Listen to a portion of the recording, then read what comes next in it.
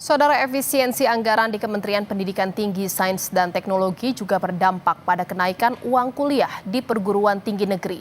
Mahasiswa pun mengaku keberatan. Pada awalnya adalah 57 Mahasiswa pun buka suara soal efisiensi anggaran pendidikan yang dilakukan Menteri Pendidikan Tinggi, Sains dan Teknologi.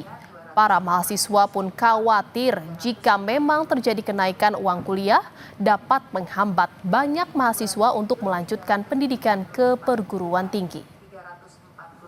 Sebetulnya kalau memang ternyata UKT ini naik, tentu akan banyak mahasiswa-mahasiswa yang merasa dirugikan ya, apalagi dengan naiknya UKT ini akan semakin sulit bagi masyarakat yang kurang mampu untuk bisa mendapatkan pendidikan yang layak. Harapannya bagi saya itu semoga pemerintah dapat mengkaji ulang kebijakan ini dan memikirkan dampak-dampak yang akan terjadi khususnya kepada mahasiswa.